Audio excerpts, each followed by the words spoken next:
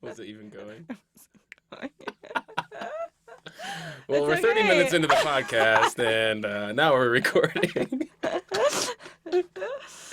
Oh my god, and I'm still just as sweaty.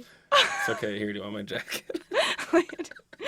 Landon just got done telling me how he stole $1 million from That Wendy's is after absolutely working not how I said it, but after it's working almost for them for 5 years. Okay, so take two. Glad I noticed that. Yeah, that would have been Um, bad. Today on the podcast, we have Landon, who is a physical therapist at Children's Hospital, Colorado. Colorado Springs. Colorado Springs. And I was hoping today we're going to kind of talk about different forms of natural living and how that can affect your body from a physical therapist standpoint. Everything from every day just walking down the hallway to trying to course through more athletic pursuits such as running a marathon or being a swimmer or boxing, anything along those lines, and how your physical well-being can really alter everything from your everyday experience to the hobbies that you want to enjoy. And this is all based off of a guy who's named Tony Riddler. I typed his last name I think in. it's Tom Riddle, but that's okay. What is it? It's Tony Riddler. Oh, okay. Well, I'm the wrong one. I googled his last name several times. But he is this has this evolving career in natural living and how it relates to physical well-being. And I thought listening to his story, it made me think about all of our stories and how a lot of times it's a lot more messy, and we try then in hindsight to look back and create this linear pathway that we moved through to get to where we are currently at. And I think talking through that often brings up a lot of interesting motivations for your current interests. So being a physical therapist and why you do what you do. So I was hoping though that you could start by doing kind of a chronological order, if you can, up to the point that you are currently at. Yeah. So, as I was saying before we started recording, so I started my first job when I was 16 at Wendy's. So my first joke was that I'm a chef now, but anyways, But it's not funny anymore because it's not funny. You had to be there. it wasn't being recorded. So I worked there for about 5 years, and then in that process, I transitioned from high school to college, and I had no idea what I wanted to do at this point. And started off school and just at my local community college, started in business administration, and essentially with no goal in sight for that. And anybody who's been to college knows that the beginning is a lot of prereqs, which are painful regardless of whether you have a goal in mind. But I had no goal, so I just slowly started losing interest in schooling and losing motivation. And somewhere after that 5 years, I transitioned to working at a hospital. And for the longest time, I did not want to work in a hospital. I thought it was like being around sick people all the time. And like, who would have known that's like my passion now. But Yeah. But anyway, so I started working there, and I kind of transitioned to trying to make myself a healthier person. Before that, I was like a hardcore video gamer, and I mean, I was in a band, and that's about the most active thing I did, to be honest. And eating a lot of free food at Wendy's, as I called you out. alluded that I was stealing millions, but I'm sure it wasn't anywhere near that. I wasn't that obese. But anyways, so while I was kind of transitioning into living a healthier lifestyle, I started like calorie counting, and that didn't go well, and then it went well, and then it didn't go well, and just like researching all of those different things, and started working out a lot, and injured myself all of the time because I had no idea what I was doing. Mm. But I started feeling better, and the more that I looked into it, the more amped I was to go back and heal myself, but at the same time do it right the next time. So that kind of got me into thinking about doing like personal training or something. And then nothing wrong with personal training, but I hated it. And I think part of the issue was that I shadowed a personal trainer who was like kind of a meathead, and that was the type of people in high school that I just like, that was immediately something I didn't want to do. For where I was at that point. But then working at the hospital, I saw people walking around with like gait belts and a walker. And at that point, I had no idea what those were called. But, they were walking around with like ankle weights. I was like, wait, what are they doing? Like, why are they exercising in the hospital? I had at this point, I didn't even probably know what physical therapy was. What was your role in the hospital? I worked in central supply. So I carted. Just stocked things? Yeah, stocked everything. That's really interesting. So I have like a different view of like, seeing these like medical the materials equipments. management and stuff like that like we just take for granted. Well, it's a huge, it's like a hospital is truly like a ant farm. It's crazy, but everyone else. And so I started talking about it with people that I worked with there, and they said, oh, those are physical therapists. And I had taken stuff up to physical therapy, not even knowing, and started looking into it. And sadly enough, the first thing I looked at was like the salary, like, what do they make, And I was like, oh, that's an awesome wage. It's like, a national average of 80,000. Well, little did I know that you have to pay like way more than that to become one. But anyways, the person that I worked with, her daughter-in-law actually owned her own clinic and had students come and shadow all the time. And so I did that, and I was like, wow, this is like exactly what, I want. In that process, I forgot to mention that I was helping myself get better and like injuring and making myself better based on what I read on the internet for 5 hours to get the right answer. But then my other friend started working out with me, and I was helping him through the same process I had just gone through, like, just a few months before. And I loved that, and that's why I looked into personal training. But this seemed more like I could help people who actually needed help. Because like I said, the first time that I looked at personal training, I wasn't helping somebody who needed help. I was just helping somebody get stronger who's already strong. And that wasn't necessarily what I was. It didn't spark my interest right away. And so that kind of just started me down this path of looking into it. And I started looking into schools that were in, somewhat of a close area to home, and found Bradley University, and long story short, got accepted there, and they have a PT school. So I was like, oh, well, my grades aren't that great. I've got a goal now, and I'm working towards it. I'm doing a lot better. But so is this all like you've got your prereqs done, and you're in a business major currently? Right. So I had to actually redo some prereqs, okay, or take the right ones and everything before I went. But yeah, ended up doing my 2 years there, and went back and forth between like med school and nutrition and going, on to be a physical therapist like my original goal was, and ended up still keeping with that goal, and got accepted to Washington University in St. Louis, and that's where I did my doctorate degree. Then within that whole process, I just realized how much I loved working with kids, and one of my volunteer projects, I guess, or volunteerisms that I did to get into PT school was actually muscular dystrophy camp, and across the country they do MDA camp, and that's the firefighters, they fill the boot at the intersections. Have you ever seen that? Everybody else but you have seen it, but no, we had a thing though in high school that kids from our high school used to go to MDA camp to like volunteer. Yeah, exactly. And so you're one-on-one with the camper. Yeah. And it's basically just your standard summer camp. And that just like blew my mind, because at that point I was like, oh, I want to work for the Bears, and I want to work in sports, and I love running, so I want to work with runners. And, like I thought I was going straight into sports, and I couldn't have gone further away from sports. Right. So, that's always a fun thing to tell prospective students. Were these like clinicals then, or did you just choose to go to like an MD, muscular dystrophy camp? So that was before PT school.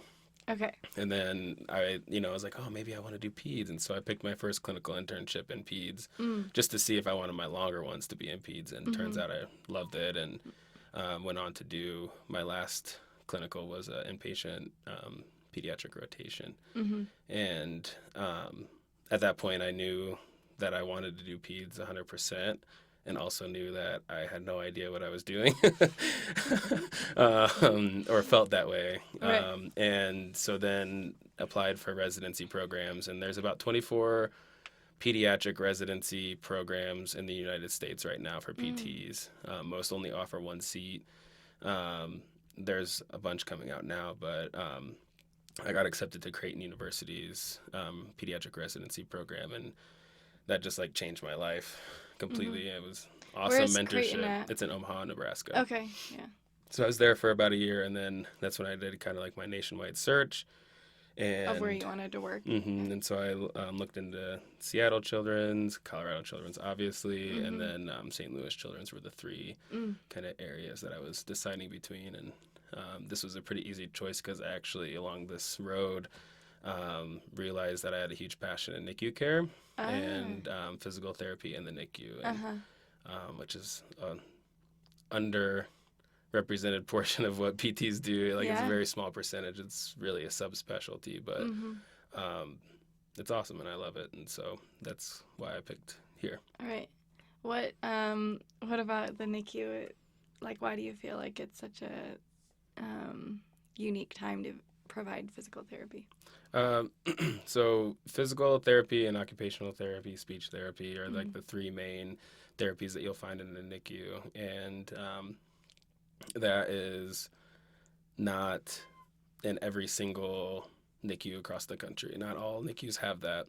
And it kind of depends on how big or what the acuity, and there's different levels of acuity for each NICU. And it kind of just depends on where you're at. It's regional sometimes and everything. So is PT for NICU babies kind of progressive then? You could say that. It's been around for a long time, but medical field change is hard.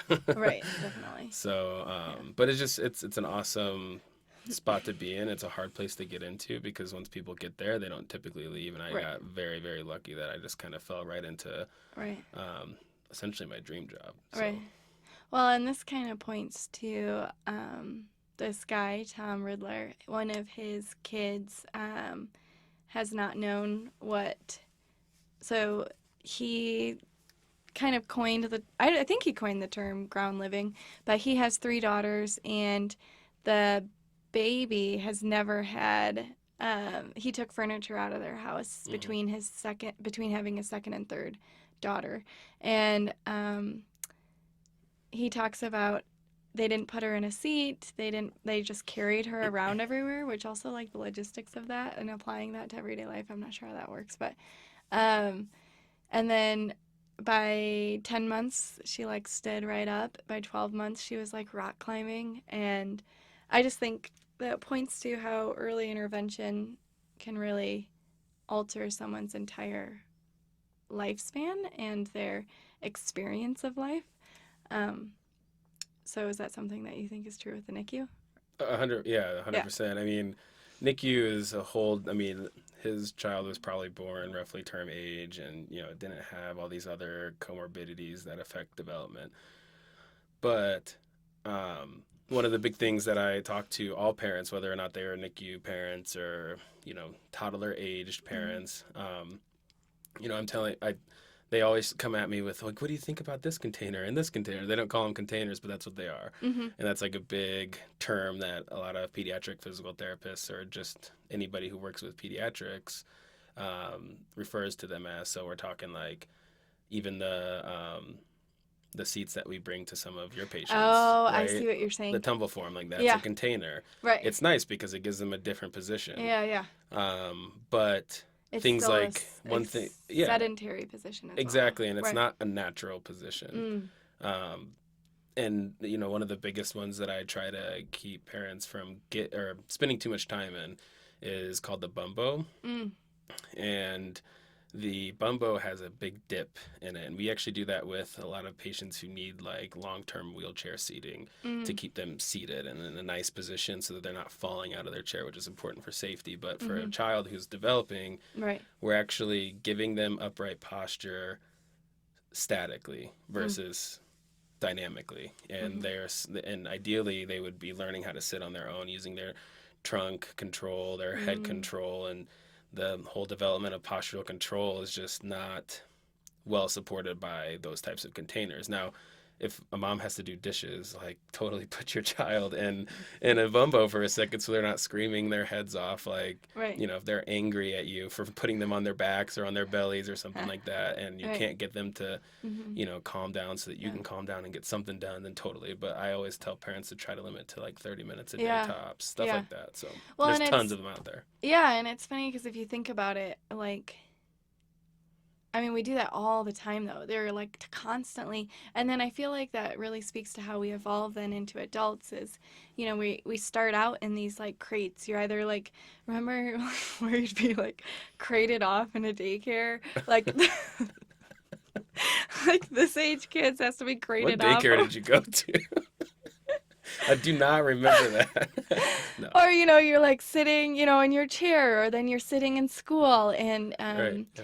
I follow this couple on YouTube, and they have a baby, and it's like funny because it's not even something they think about, I think, because they don't ever talk about it on their channel, but Hmm. they have their baby like constantly, like it just sleeps on the bed, like it takes naps on the bed, it's just constantly like in the carrier on the mom, like, or laying out if they have a picnic, it's just laying on the It.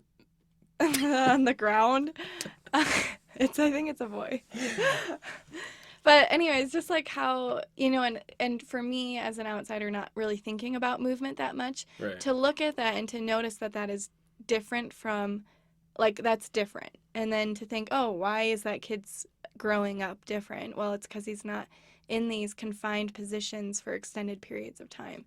And then hearing this guy speak about it, and you, how um, just that can be really, well, inhibiting to how your body's naturally made to move. Right. And and some of those containers are literally meant to restrict movement because we don't want them rolling off the bed and hitting Right. their head and having Right. a traumatic brain injury or something Right. crazy. I That's mean, true. we see all the worst, and Right. that happens, but at the same time, a baby can't roll off the floor, right? Right. And so that's one thing that I educate all families, and I bring mats into the NICU to start floor time early because Mm. I'm trying to model the best options for having them, Mm-hmm. you know, stay put on the ground, or Do you that's put how they do you start to put a roll. NICU baby on their back, or they don't get So we head put them on. control until they're like a while, So right? that's a common misconception Oh, that okay. a NICU baby can't do floor time or tummy time. Now Well, it's I not, mean, could you and lay it's them not on their gonna. back though? Yeah, of It's just course. like they can't pull up their heads though yet. Right, So you they're wouldn't working want to on lay it. them on their stomach. Well, you can, and you Oh, want to a little so then bit. they So work on it. depending on their gestational age, right? Right. Like obviously a baby who's born at 28 weeks, when I start seeing them at 29 or 30 weeks, I'm not putting them on their belly to do tummy time yet. But we're varying the positions and everything. And once they get closer to their term age is when I start teaching parents, hey, I'm starting to see all these really good movements. I want them to be, something that you're providing to them throughout the day. Mm. And it's little tiny increments. And that's actually one thing that, I wanted to talk about today after listening to that podcast is he brings that up about how these like increments throughout the day is really how you Change make happens. change. Yeah. And, yet while these kids don't necessarily have what you think of as head control, they do have head control. Uh-huh. And it just looks different. And that's part of our job in the NICU Right. is to educate that because Right. there's really, there's so many other things that Well, are important to the medical staff and to mm-hmm. to pharmacy, to nursing and everything else. And we're able to come and like give a little bit of normalcy Right. sometimes in the NICU. And I feel like though it's often he talks about this a little bit, like we have such little faith in our babies, and about like their abilities, and I Right. definitely feel that when I come down to take care of a premature infant. You're so, and rightfully so, there's like a lot of horrible things that can happen, but also I think it's almost we're living in the state, and I think it's maybe changing, obviously, with you working down in the NICU, of us being less of living out of fear versus living the way that we're naturally made. I feel like we put all these boxes in to like limit fear with kids and or of them hurting themselves, and inadvertently it's like led to all these like delays a lot of times if you're a hospitalized child. Right, and that's, I mean, one of the big reasons why if you are treating in a different country or looking at development in a different country, it's going to be different. Like Mm, they're going to gain their motor skills in a slightly different progression, not a different progression, but a different time frame. mm, And one of the reasons for that, and this is happening right now in our own country, where we're actually delaying our motor skills, one, because of containers, but also just because of back to sleep. mm. And so, like, with that back to sleep campaign, we're, reducing the incidence of sudden infant death That's syndrome yeah. by, astronomical amounts. But we're doing two other things too. We're Right. developing what's called brachycephaly, which is flat backs of the head, Mm-hmm. because people are like, "Oh, back to sleep." Well, we'll just always put them on their back, and like Back, even you are right. like, in these NICU babies, you have to put them on their back, right? Well, no, you don't, because when they're awake and alert and they're moving around on Right. their natural way, Right. you can have them on their bellies. There's Right. nothing wrong with that, but it's Right. supervised, right? Right. And so I always say, tell me to play back to sleep versus just back to Mm. sleep. That's a good That's what one. I really like to tell parents, because Yeah. through my mentorship and through my experience and seeing, kids who have previously been in the NICU and then now, working in the NICU and having tons of mentorship in the NICU, that, it's a common misconception that it's like, oh, they have to be on their back. And, Mm-hmm. like, we don't want them to roll over until they're Right. 4 months old. Mm. And it's not that at all. It's Right. really more about, Making um, sure that they can develop right. safely. Yeah, Yeah. exactly. And as naturally as possible. Mm-hmm. But that being said, I still make adaptations to how, some babies, they don't have that that great of head control. Mm-hmm. And so sometimes I'll put them on an incline or, adapt it in a certain way to make it a little bit more pleasurable, right? Mm-hmm. Like it's more fun for them when they can actually interact with their environment, and therefore they're going to be more motivated to complete that developmental position, right? Right. So that's just a lot of what we do in the Right. NICU or Well, just and after. then I thought it was, I mean, when you're thinking about positioning, whether it's like someone who's just born or like yourself, I thought he was talking about like different joints in the body, and like our stability joints is like our knees, right? Our our knees, our lower back, and our neck. Those aren't necessarily meant to like move a bunch, but then our like ankle, thoracic, and hips are supposed to be super mobile. And when you're constantly sitting, let's say for 8 hours, like, and you're making those non-stability joints into stable ones, and then you're making your stability joints almost, you're like forcing them though into postures that are not stable. So then you're hurting all of the joints then, because through like just certain positions that we always take on, like sitting. Right. And so one big thing that, I got out of listening to this podcast is like, this guy is extremely educated and knows exactly what he's talking about Yeah. as far as what he knows to be true. Mm-hmm. But then there's also this huge, like, there's tons of confounding, evidence that yes, you're right and no, you're not, right? And there's this constant battle of people who are like, well, I see this clinically. Well, the literature says this, and so it's actually really hard. I'm good. um, it's actually, it's hard to make these statements of like, oh, Well, I those are your think that's stability everything in joint. medicine. But Totally. like as someone who doesn't know anything about really PT, Right. that makes sense to me though. Like Right. if you think about a knee, it doesn't bend all the directions. No, right. Your It's a elbow different, yeah, they're or hinge joints, or right? your hips, they do. Right. And your Your shoulders are thoracic like the does. most mobile ones, Yeah. and right. And I Yeah. loved his comment about hanging. That's Hanging. so awesome I know. I need to start doing that. and that's, I was just thinking about it during my workout this morning. Like I was like, oh man, like I just, was thinking about how I structure my workouts, Mhm. and at least when I'm lifting, and I always try to balance push with pull, Mm. or biceps with triceps, or just those things, because I feel like, well, one, I don't want to like just blast one of my muscles and not be able to do anything by the end of like three different work, or three different reps of some kind. And Right. but I always try to do, if I'm doing pushing activities, I try to also do pull. Mm. And because there is a balance, right? Mm-hmm. Like, we're not, like what he alludes to throughout the entire conversation, is that we're not meant to move in one Mm-hmm. same way. Right. That's one big reason why right now, like, there's a huge push for kids to play multiple sports, because if Mm. they're only playing one sport, they're only moving in one way. One way. And that's not Interesting. good for development. That's not even good for people who are already developed, like our Right. age or something, but Right. especially not for them. And Yeah. so that's a big common misconception, that like some joints aren't supposed to move and some are supposed to move certain ways. And yeah, like, while you shouldn't hyperextend your knee, right? Right. Everybody says that, but then there's people who hyperextend their knee their whole life and have no issues. So Oh. what's really the What is issue? actually hyperextending your knee? So if you extend your knee straight, like, Yeah. you're gonna kick somebody, like I'm kicking you right now. Right.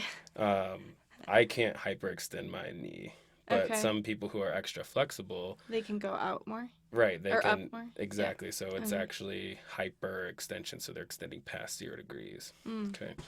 Um, but so, some people say, oh, you need more stability here, more stability there, or less stability there.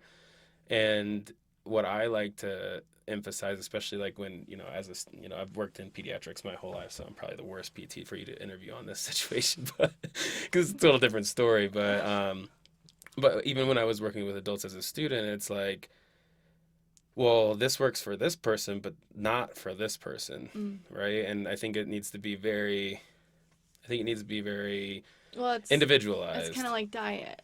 right? He talks about that at the end of it. Exactly. And like for you, like I'm sure that we're planning on talking about this at some point, but how you kind of transition into a much more minimalist shoe, right? Right. But your body wasn't ready for that, and it wasn't even made for that at that moment, right? Right. Right. I just kind of But went for it. right, and which is okay, because you learn from it, right? And you have the best physical therapist in the world as a friend. So, but What we're talking about is the Vimeo, right? Vivo. Vivos, They're yeah. Vivo shoes, and they're for what's it called? Barefoot running. Barefoot They running give you or like minimalist running, 30 yeah. millimeters, 30 millimeters of cushion or something like that. Right, And and like the basically, standard is much more than yeah, no, that. I think my current running shoes are like 70 to 80. And I got those specifically because the running store told me that, like, if you're going to do a marathon, you need more cushion and you need room for your feet to expand because they're going to swell because they're Hmm. not used to that kind of impact for that long. Right.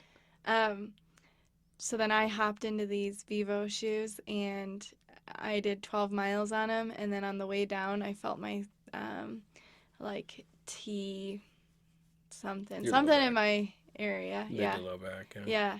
It just started to like spasm and I pushed through it and then I wasn't able to walk or wasn't able to run anymore.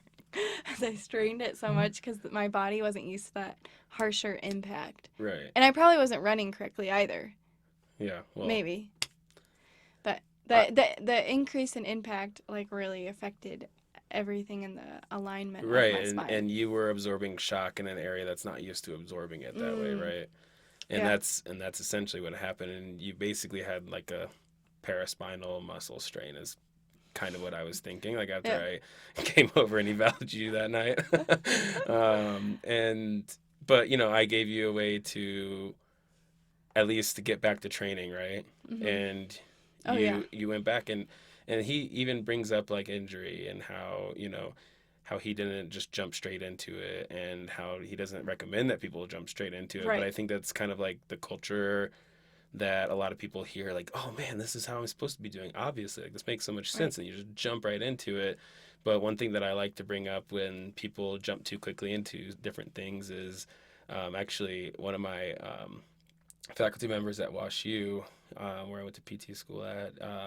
His name is Dr. Michael Miller, Mhm. and he, part of his PhD and everything is all about, kind of like the physical stress theory, Mhm. um, and essentially it's kind of you should definitely look it up sometime, or maybe we can post it on like the video or something. But it talks about how when you do too little, Say the name again. it's a physical stress theory. Physical stress And it theory. makes Okay. total sense, right? But people don't tend to apply it to their own bodies. Mm-hmm. But at the bottom of this graph, right, this chart is inactivity, and you're not doing enough. So what do your muscles and tendons and everything do? They stop working as hard because based on physiology, your body is going to put more energy towards other things, right?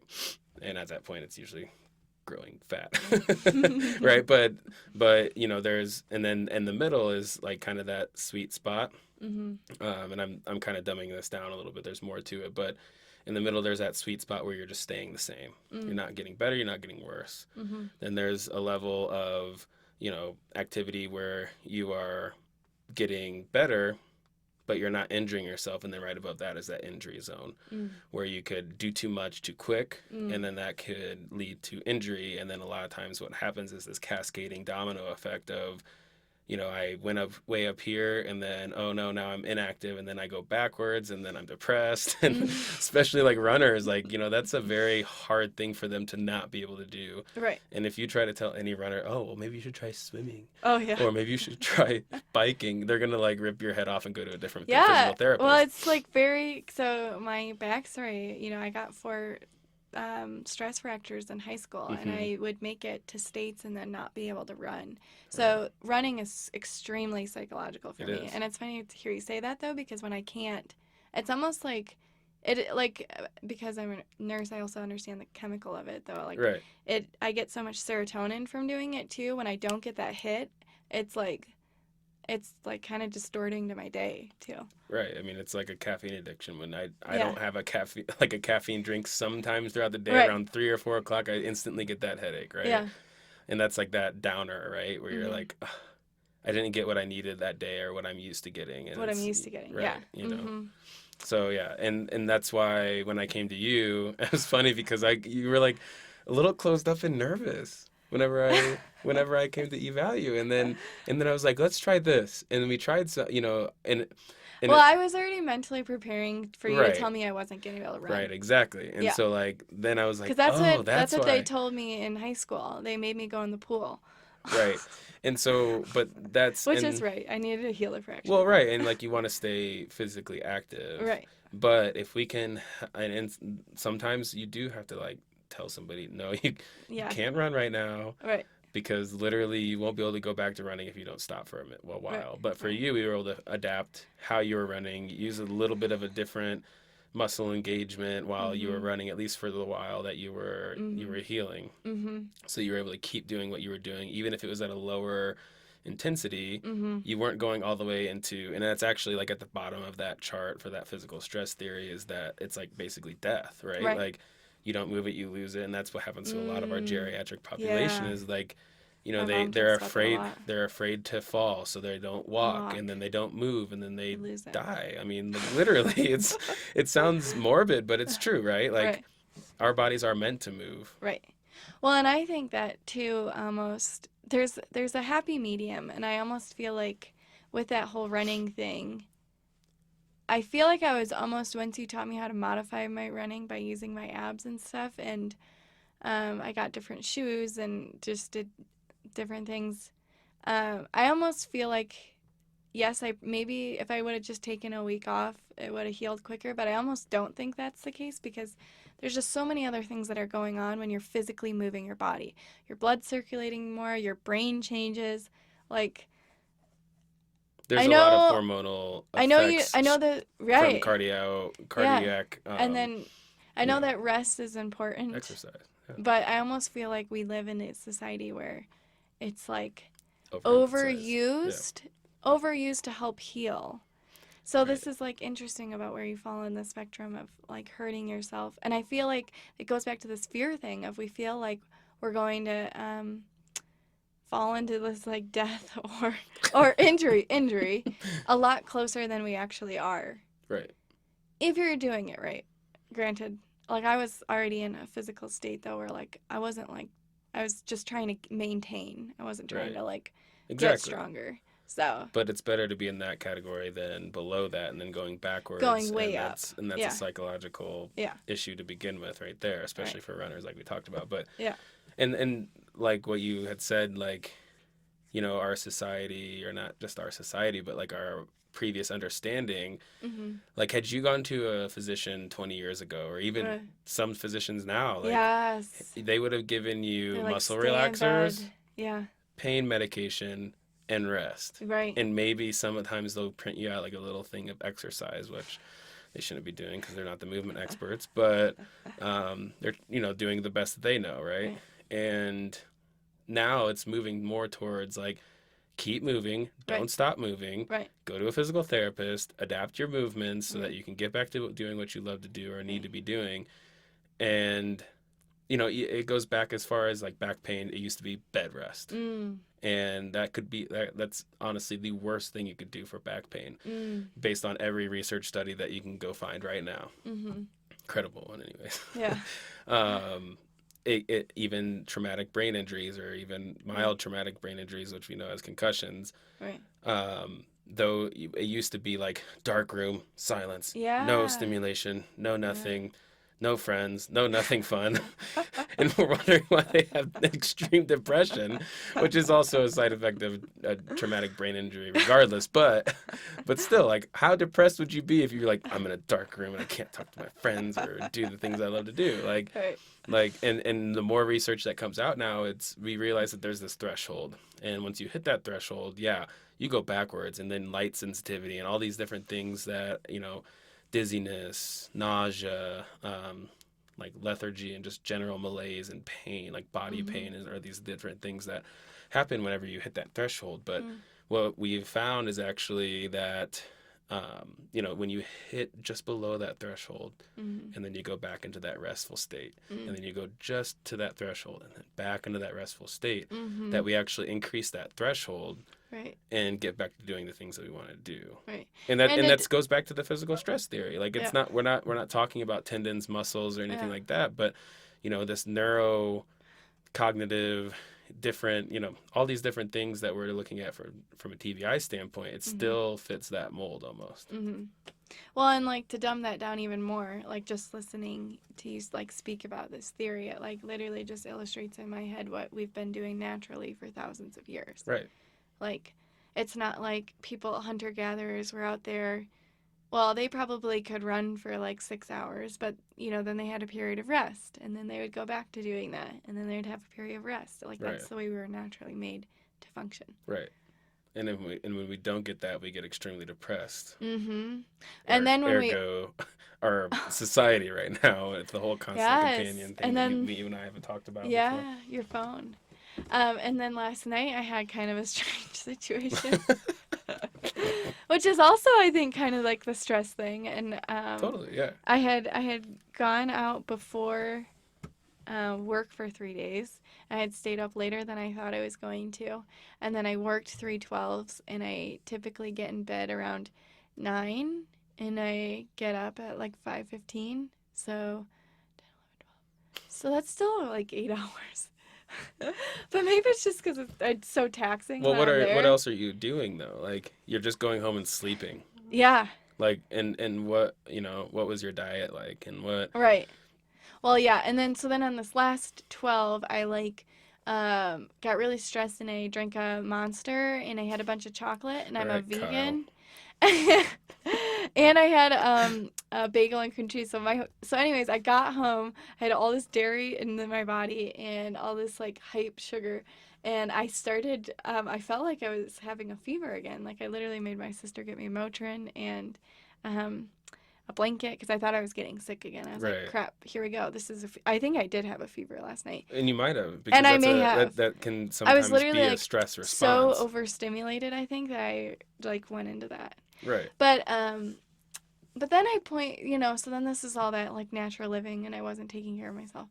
But then like I got ibuprofen, and it made me like relax enough to be able to go to sleep, and that's very Western to take medicine. Mm-hmm. And I just think about, there's all these different forms of therapies, and he talks about a lot of them, such as like going to drink ayahuasca in Peru, or doing. You can also. I think you Or smoke. alcohol even, or just like Yeah, that's the easy there's to lots get of ones things. too, right? Yeah. Like these. No, but I think that these are good therapies that we don't explore. Well, of You can have course. a different opinion, No, no, no. but I totally agree. and then like he talks also about what was the other one called? Um, I thought this was really interesting. Family constellation therapy and crystals and all this stuff. And I think it's all really based off of energy. And that's something I'm Hmm. super interested in. Um, like the energy around you and in you. Yeah, it's And almost like an aura, yeah, regardless of. I don't think we know enough about it yet. No, I mean But we it, don't it know. works in these like therapies. You see it Right. working for people. Um, so, anyways, though, but then at the same time, I like almost needed something to calm down the energy that was in me, that I was like so overstimulated, and I needed to just go to sleep, but I couldn't relax. My body wouldn't relax without the Motrin. So Hmm. I don't know how to explain that then. Well, Or and should I have not even gotten to that place? well, that's a great question. Like, did Yeah. you hit that threshold where you're above, your mental, cognitive, even physical, because those are obviously connected. So you can't say Mhm. that one is without the Right, other. that's true. But all these different factors that went into your 3 days, right? Mhm. Did your body just shut down? Like, Mhm. and there's, psychological ailments or diseases that are all just psychological, right? They're like Mhm. those silent diseases, but they're real. They're not fake Right. just because you can't explain them. Right. And one big thing, and I'm not the best person to talk to about this, but I know that one of the big things with just simple stress is like inflammation, Mm. because that's a healing response in the body, Right. right? Like Right. we're bringing blood to the area to heal it, right? Mhm. Because some areas don't have as much blood flow, but when it gets swollen and fluid accumulates, right? Like that's perceived as negative, so we ice it and we elevate it and we take it, ibuprofen or Mhm. NSAIDs, and that's a natural healing Right. process. Now, it can go overboard and cause damage Right. because the body, doesn't understand, like, oh, that's too much sometimes, right? Yeah. And I mean, there's a total balance, right? And we Right. live a lot longer because we understand that a little bit Mhm. better now. But maybe that's what was happening to you, where it's Right. like your whole body was just beat up a little bit Right. and telling you that it needed rest. Right. Well, it And makes me almost feel like, and this is why I'm almost jealous of you a little bit. me too.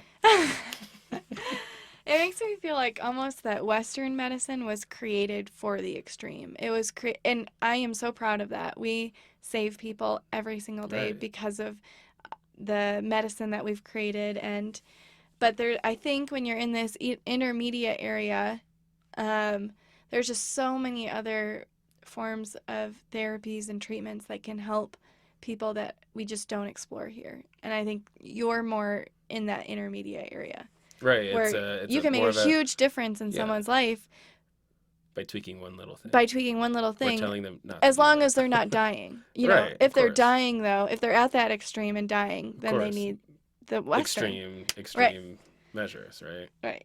Yeah, and that's one thing that I, have grown to love about being a physical therapist, is just that I mean, and sometimes I feel like I'm not, like I'm a terrible therapist, like especially when I was doing outpatient, where it's like they come in with this pain and doing this, and it's like, Hmm.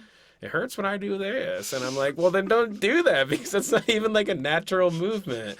Like, why are you reaching with your thumb like down? So that's like one of the most, Is that something that actually happened? yes, of course. There was definitely several cases that I had when I was in Then outpatient don't do therapies that. where I, was like, why don't we Oh, modify it yeah. to, and like the thing is though is that like they don't know the kinematics and like what, the Hmm. biokinematics and like how our joints and muscles all work together to make specific movements. Hmm. So they could have been moving that way their whole life, and it's just now catching up to them, Hmm. right? Because like you had mentioned, we have flexibility and stability in random spots where maybe it's not necessarily totally natural, Mm-hmm. but that's not going to become obvious until years and years and years of muscle and imbalances, or you know breaking down of tissues, and then you get older and it's not regenerating quite as quick, right? So you're not healing as quick, so it's Right. building up a little bit more. Right. And there's a bunch of argument whether or not there is this, and one thing I kind of disagreed with him a little bit on this podcast was Yeah. that, you're not running right, or, you're not in the right posture, Yeah. or, it's not a natural posture or whatever. Right. And I'm like, well, there's no good evidence that says that there is a perfect posture, because people have pain in a perfect posture, right? And people had no pain in an imperfect posture. Right. So who are you to say that there is this perfect posture? Now, it does make sense from an elite athlete standpoint, or even an intermediate athlete, because yeah, if you're running with your leg, if you're unable, and I liked how he talked about how like running is basically a series of single leg hops, which is true and not true, because there's a huge eccentric component to running that actually takes over more so than a singular hop. But in even in outpatient, when I worked with runners, like, yeah, we still looked at that, because if you don't have stability to do it a couple times in a row, Right. then you are going to not have it while you're running, right? And that's a big issue. And I think that one of the go ahead.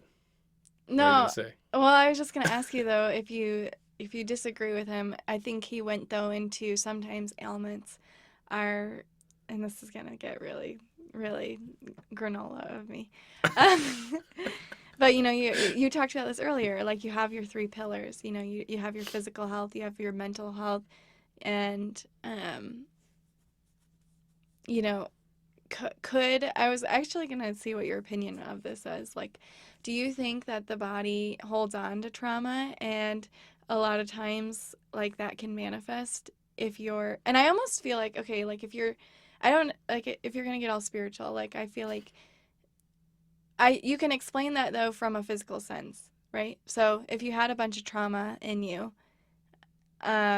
you're gonna tighten things more often than not, because that's like your response to stress. And I feel like there maybe could be some validity to that then, of releasing some of that trauma to help with physical injury, because then you're relaxing more and you're opening up like things that you've been holding on to so tightly. Right, and when you go into those movement patterns, there and one of my favorite things about this whole podcast was when he talked about the unconscious incompetence, Yeah. and how and it's funny, because that's exactly what PTs do, especially from an orthopedic standpoint, is we make something that's unconsciously, you're incompetent in it, which is a negative term, but realistically, like, you have no You don't know idea that you're doing it wrong. I mean, like, Yeah. when I have pain, I go see a physical therapist, because I know that I'm not analyzing myself in my natural habitat whenever I'm looking in a mirror, Right. right? Like, I need somebody to watch me do something wrong Right. and help me to fix that, right? Right. And, you transition into that conscious incompetence. So you're like, oh, I know. Like, that's like a perfect example is like right now, I just fixed my posture in my chair, because I always tend to fall into this one Yep. posture, right? Which is fine, because that's what happens, right? Like, you feel comfortable in a position, and sometimes that's an adaptation that you do for whatever reason it could be for, right? Like, Right. you walk into a room where the energy is like negative, and you're like, I'm tense, and you Right. don't even know why, and you forget, like, Yeah. you're unconscious, and then you like realize, oh wow, I really need to drop my shoulders from my Right. ears right now. Right. Or you go into like a really calm area, and you're like, oh man, I never really had a pain there, because like You're you're not suddenly tensing that relaxed. area, and that Yeah. goes back to what you were talking Yeah. about how different traumas can manifest in different ways, like whether it be psychological or physical. So like a lot of people with car accidents, years later, they'll go to just one, either massage therapist or acupuncturist Right, or and they just start chiropractor crying. or physical therapist or anybody, and they're like, and it's hard for one person to always see a person the way that they need to make them better, right? And so I always say, like, you should go see multiple people. Right. I was just gonna ask you that. If you Because and there's like this big buff between chiropractors and physical therapists, and like it shouldn't be that way. Realistically, they're really good at things that we're not the greatest at, and we're really good at things that they're not the greatest at, but we still have that overlap. And if we work together more, I feel that we could get people better much quicker, Right. and keep them better for longer. Right. where they're really good at making people better quicker. And this is a huge generalization, and I'm Right. sure somebody would bite my head off, but Yeah. I'm just generalizing that, that you can go into a chiropractor and get rid of your back pain, but 2 days later it comes Right. back and you're like, well, I guess I need to go back to the chiropractor. I'm like, Right. or maybe right when you felt better, you should have exercised in a proper way to, exercise the muscles, or, the movement patterns that got you into this place in the first place. Right. And then work with the physical therapist in order to get, a regimen down that every time this pain comes back, these are the things that work, and then here's how to progress yourself, and then you're not coming back to me every time. Right. Right. Right. So you do feel like there's but yeah, of course, room for other therapies. Yeah. Yeah, of course. Yeah. And that trauma that does come up from whatever it is definitely lingers around for a long time, and can change your movement patterns, which only exacerbates the issue. And I love that. So that was the second favorite thing he said. The first favorite thing that he said was movement system. And movement system is like, and it's almost like I don't want to say that it's been coined by WashU, but they're kind of leaders in the forefront of looking at it as a movement system, and not just a physical therapy part. or Okay, I see. occupational. It's like all of these things, and there's an awesome graph, and maybe we can plug it in right here, like bing. Can you make that noise? I guess I already made it, but it's like a chart, and it looks at all of the different body systems and how they interact to produce movement. So your endocrine system, your cardiovascular system, your neuromuscular system. It's looking at the whole person. Right. It's looking at because none of, like, you can't move without blood flow. Right. Right. So, like, why aren't we addressing that sometimes when it's necessary? And, so it's a big puzzle piece, and you got to weed out, what are the factors that are going into poor movement or movement that hurts, even if it's supposedly, the right movement, right? Things like that. It's extremely complex. Yeah, I just feel like I like a lot of like this holistic care a lot, but physical therapy is something that I've never like that.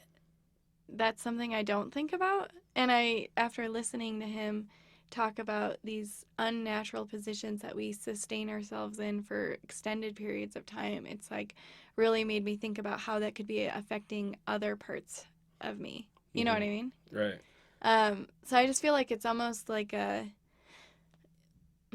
if you're into that like vegan movement and minimalism and all a part of that stereotype, I'm hoping that this whole like, and I think it could be called like the ground living movement, but really it's just your body mechanics, and getting people more aware of these types of things. And I think we have already seen a change though with standing desks and these Vivo running shoes. Like there's definitely a growing awareness of how important it is. Right, and to the whole person. Right, and he even alludes to the fact that, like, well, yeah, standing desks are great, except for that's just another movement that you're sustaining for a long period of time. And if you're in the wrong posture, though, then it's like can be detrimental. Right. Well, and going back to what I was saying about like wrong versus right posture, like that's a very individualized statement. But yeah, like, and it sounds like I'm bashing like good posture, which is not true. Right. Because I actually came from this, position of like, oh,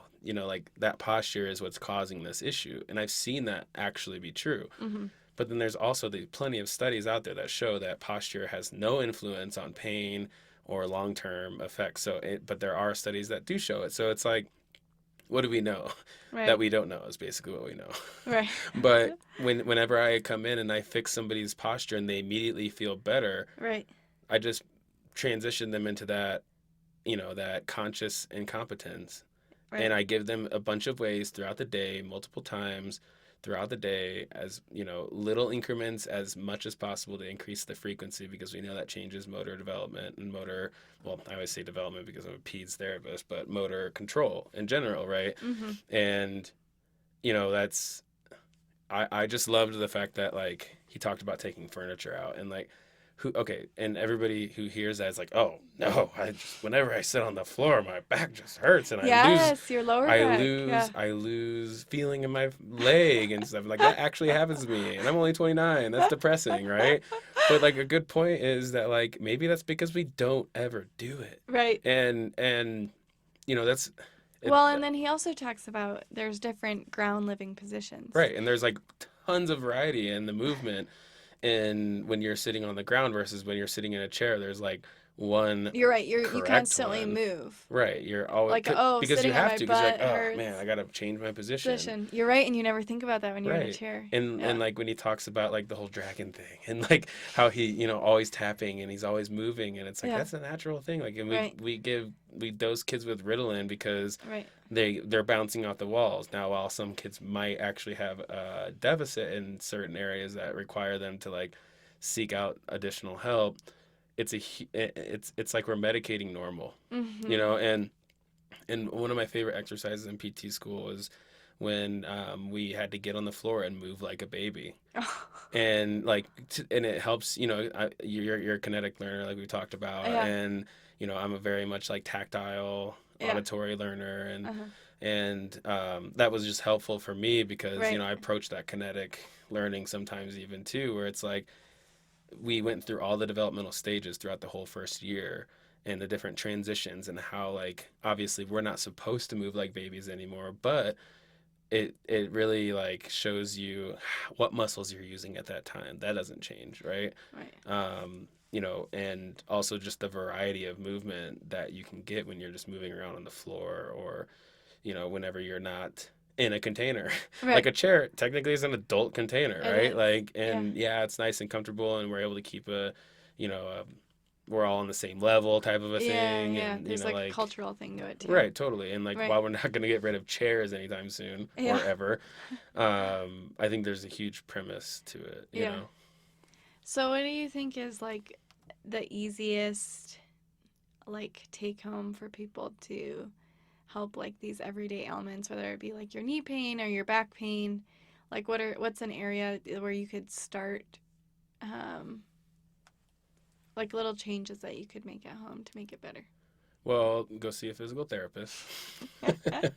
And I'm not just plugging that because I am one. Like it doesn't there's no financial He's opening up a clinic. there's He wants to get there's no some financial clients. benefit to me because I definitely don't work in the area that, of even people who can listen to this and comprehend what we're talking about because I work in the NICU and like, obviously older kids do in the hospital. But anyways, I mean, honestly, like there's this huge movement that, as a profession, like the American Physical Therapy Association, we're really pushing towards what we would like to see as, more of a holistic approach to healthcare, right? And by saying that, we're saying like Oh yeah. a physical therapist, like, and we're pushing towards, us being direct access. Like you can go see a chiropractor without a Referral. physician referral. Right. You can go see. That's cool. I didn't you know they were can- trying to do that. Yeah, and a lot of states already have that, and it's a very Yeah.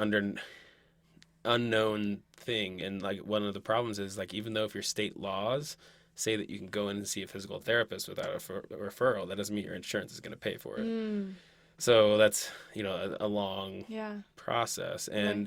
But one of the best things, Shirley Sarman is a faculty emeritus at WashU, and that's she's like, I swear, the grandmother of PT, but she that she's pushed for this her whole life basically, and it's just now coming around to this Right. like whole movement system and Right. like this whole like. And one of my favorite things that always sat with me really, really well was we use our teeth for like two things. Mm-hmm. Talking, Mm-hmm. because if we don't have teeth, we talk like that. But we also use them for eating, right? So there's two things we do with our teeth. Mm-hmm. Bare bones, generalization again. But Right. and we go see a dentist twice a year. Right. And we use our muscles and our tendons and our Every single joints day. to brush our Yeah. teeth even we do that. Like Right. to eat we do that. Right. And we never see a physical PT. therapist. I was 21 Oh. before I even knew what physical therapy was, That's so right? interesting. And we are the movement experts, right? Right. Like it's a doctorate profession. It's like 7 years or 9 years if you're me, Yeah. don't know what you're doing. But that's one of the biggest Mhm. It'd be kind of things. cool if like you could have a hospital set up where instead of like this wouldn't work though, but instead of like acuity on how sick your kid was, it'd be cool if you could have like a floor for nutrition, a floor for PT, and then like a floor to go get your antibiotics from me. But then like a floor to like do some like mental health stuff, like breath work, and just all of that realm. Well, and part of why I that could wouldn't deliver work. your hallucinogens and watch you. I would love that job, working with post-traumatic stress disorder Right, patients. no kidding. Or everybody has stress from something. Honestly. I would love to be like a stress something. I love stress. And I Right. like how you work with it and how you manage it. Right, and how it's important to have some Because it stress, affects right? everything. And Right. it's so important to have some stress. Right. We live in a culture with no stress anymore. And now we have problems with our feet because our feet are in these comfy shoes all the time. And then it messes up your back. And then you try to run in Vivo shoes and you get screwed Mess up up. your back. Well, That'd be so so cool if you and had. like going back to your question about how like what are some things that people could do in order just to make it a little bit better, but it, like I said, go see a physical therapist, obviously, Right. and work out what movements are causing you pain and stress and damage, and ways to alleviate that, and correct posture if that's the cause, or correct strength in areas, because we all have our own movement patterns and they're all unique. Mm-hmm. We have this bell curve of movement where, like, yeah, most people move like this, and people who move like this tend to have not as many issues potentially, but that doesn't take into account the outliers who it doesn't affect, right? Mm-hmm. So like there's not a one one curtain fits all Mm-hmm. type of an approach, and that's Right. why you do need to go see somebody that Is who a specialist. right is there. I Right. mean, like I have literally spent the last like 5 or 6 years on movement, Mm-hmm. right, and I'm continuing. I'll be doing that for the rest of my life probably, because I can't turn it off now. Right. But and one thing that he said was, and I got this written down here, it's like, you know, they're living this way instead of going to yoga, Mm. right? Right. I know the mobility stuff. Right. Yeah. Like Like we constantly they were don't go to doing yoga because mobility. they don't need it. Right. Well, because they're always doing yoga, because they're Yeah. always sitting on the ground. They're always moving in different Right. postures. And I really loved how he was like, every 20 minutes, get up and just do some No. squats. Yeah. And like I'm not gonna start squats, doing like that. not like squats as in like, Just bend down. right, you're just like bending down. And like Mm-hmm. I did this before my run today because it resets you, Mm-hmm. and movement is important to everything, right? Like Mm-hmm. again, it's a movement system, and it affects it both affects all the things that are in that movement chart, and it's also affected by all those things in the movement chart. Mm-hmm. And I think that's the biggest thing is like people, at the first of the year, they're like, I'm going to go to yoga every Tuesday and Thursday, and I'm going to blah blah blah blah blah, and that's not natural for their schedule. Right. So they're like forcing themselves to do it, and which is why it doesn't tend to work. Right. Right. But if you can find little ways, and that's one of the biggest things that I've realized, early on in PT, is that like I can give somebody to do something to do randomly whenever they think about it throughout the Mm. day, constantly, right? Mm-hmm. That's going to affect them so much more than, all right, you're going to do these 3 exercises 6 times and Oh yeah. 15 That reps. never works. No, you're not going to do it. I don't No. do it. I'm a physical therapist. Like I got physical therapy for I have chronic low back pain. Right. Okay. Like me and every single other person in the Right. world. But, I went to PT and PT school, and I got PT, and I got all these exercises, and I don't do them Right. because they're boring. Right? They're boring. I don't like them. Right. I like them when they make me feel better, and so I Right. do them when it makes me feel better, Right. and then I feel better, so I stop doing them. Right. Right? So if you can You have figure to out how incorporate something into your everyday. right, you need Yeah. to make it a lifestyle change. Right. And like, just the way that it affects me as like a physical therapist that works with kids, especially ones with chronic disabilities like cerebral palsy, all of the research out there shows that stretching does nothing. Oh. And how many people do stretches every single day with Right. kids that have cerebral palsy? Right. But the literature doesn't show that it works. Why are Right. we doing it? Right. Like, and there is a certain level of stretching that will help, Right. but it's unmanageable for me to Well, expect a with parent. a kid with cerebral palsy, can they move their extremities? Well, it all depends. I mean, It depends on how severe it is. severe or where 'Cause it it's affected palsy, their brain. so it's Every kid with cerebral palsy looks different. It's paralysis of the brain, right? That's what cerebral palsy means. Yeah, and So it's a then motor. it affects your ability to move your extremities. Right. So But I feel like maybe not stretching, but this whole thing of just if you, or that phrase, if you don't move it, you lose it. And that maybe that's why people do it. well, the big thing is that they have abnormal muscle tone, Mm.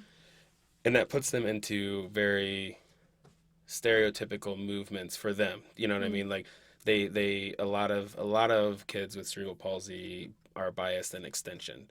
Mm. So they're not getting those flexion. They're not getting the variety of movement that we're supposed to have Mm. as human bodies, right? Mm-hmm. And so therefore they're developing contractures of their muscles. Mm. They're developing joint pain and joint dislocations, especially in the hip. Mm-hmm. But they're unable to tell their body to move in the ways that they want them to move, Mm-hmm. right? And because that brain muscle connection is impaired. It's a weird, yeah. And so yeah, while stretching is kind of important, doing 30 seconds 3 times of stretching Oh with, yeah. you know, It's not gonna do anything. it can make a short-term difference, Right. You can make a difference like right before you go on a run.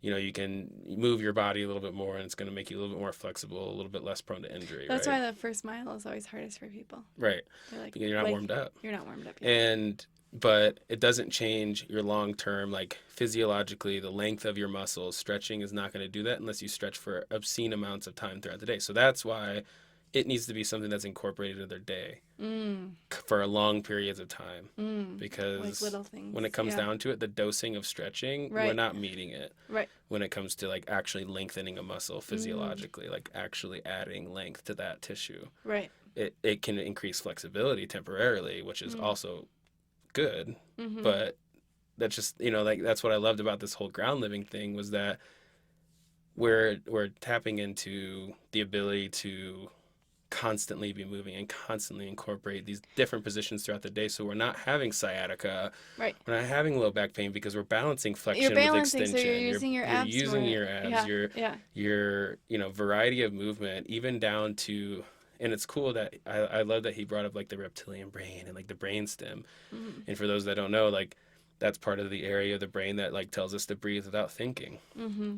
And I just got trained in the general movement assessment back at the beginning of this year, and our whole team is now trained in it, and it's blown me away because it's looking at little tiny baby movements, like writhing movements that are normal, and they're spontaneous. They're not doing it on purpose, right? And if there's not variety, that's a bad sign, right? And that's like an early indicator of Well, and cerebral that's palsy or neuromotor delays or impairments. Yeah. So it just, even from like an innate, like I'm not even meaning to do this, we're meant for variety. Right. And we lose it because we sit in chair. Right. Or we do the same things. Like, I mean, this is really, like, I'm thinking about myself, but like, I just like to run, so that's what I do. But that's really the same repetitive motion, and I really need to like vary up what I do to like strengthen other muscles, Right. And maybe not, but if you are having issues, then yeah, you need to figure out why, and that's probably one of the first places to start. Yeah. I guess I don't really have any pain though right now.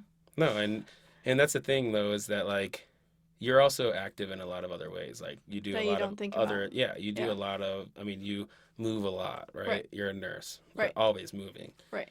Like you rarely get to just sit. Yeah. I actually thinking about that, I was like, that's like so nice that it.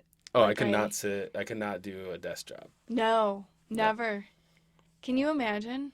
No. No, I can, and it sounds terrible. And I would have to get up and move all the time. I think that's why, like, I noticed that, though, I've noticed that, it's funny, like, thinking about him, I feel like I've been that way since a kid, too, where I was kind of a tapping kid, and I always had to be moving and stuff like that. You're doing it right now. I know. For those of you who can't see. But I almost feel like there's, like, this innate piece to it, but then it was making me think back to your start, so, like, I almost wonder, like, what is innate to movement and what is something that's learned? So like if your comfort was like video games and chilling with your friends playing music, like although that wasn't good for your body, what led you to that point? You know what I mean? Was it because I feel like there's something innate to movement, unless there was something like unless you could argue that there's an external pressure that leads somebody into a more sedentary lifestyle. Maybe there wasn't like example for a movement lifestyle, or maybe, but then I think about my sister, and she was most comfortable in like a more sedentary position, and I was always running all over. So like I almost feel like there's Right. something innate to it, Well, like you're born with it.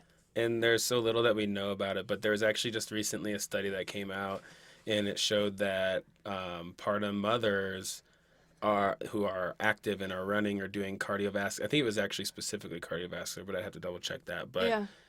those who were active in that way and those Right. who were not, there was an actual difference, and they followed the kids Uh, in their motor milestones over. mm, I think it was a short period, like a year or maybe two, but like that, and it was statistically significant that the children mm, of the part of mothers who were active mm-hmm. actually met their motor milestones It's quicker. like statistically quicker. Interesting. Right. And so Weird. and that goes to like things like epigenetics and Mm-hmm. how like, and it makes sense to me, and like I believe in evolution, Right. and there's a lot of reasons why it makes sense, right? Right.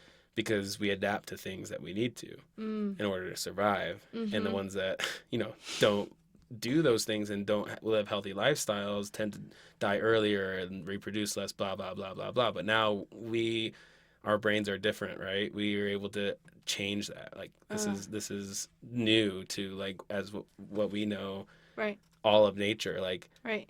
if somebody dies with a disease early, we're now curing those diseases and they're living longer, Mm. and not that that's a bad thing, Right. but it's changing the way that humans develop, right? Right. And so there is just so much variety, unlike what you see as far as what is able to be observed as far as human development in general. Mm-hmm. So and it's like we don't know. Like there's so much that we I don't don't know. know. Yeah. And like I thought, oh, I'm gonna be a physical therapist. I'm gonna learn everything about movement. I'm gonna know everything about everything, and it's gonna be great. Like it's gonna be totally cut and dry, and it's Yeah. so So not. that. And And if you and open one door, it just leads to another. exactly, and like the more that you know, the That's more that you fun, realize you though. don't know. And Yeah. and I right, and I Yeah. like that because it's challenging and it's Right. rewarding whenever you start to get it, just enough to know that you don't get it. That you don't get it. And Yeah. like if you go to a therapist who thinks that they know everything, Right. and they're treating you the same way that patient you just saw walk out the door, you need to go find another therapist, because Right. if they think like those are the people that I'm most scared of in the Mm. healthcare field. There are people who think that they know everything Mm-hmm. and don't admit that they're like, well, we're unsure, Right. but here's why we're unsure, here's why we're sure about this, blah blah blah blah blah, and educate me transparently. Right. Like that's how I try to treat my patients and my parent, or the parents of my patients. Mm-hmm. So Yeah. That makes sense. yeah. All right. Well, I think the moral of the story is move and wiggle more in different And positions. sit on the floor and move like a baby. Like, everyone should have to try that from your PT school. I think a lot of places, do that because it is a tactile and kinetic way to learn it, right? Right. And And it then you just does show understand. you the variety of movement and how unconsciously incompetent sometimes you can be. Oh, so Right? good. I like that. So good. Okay, go on the ground like a baby. Go to a physical Bye. therapist.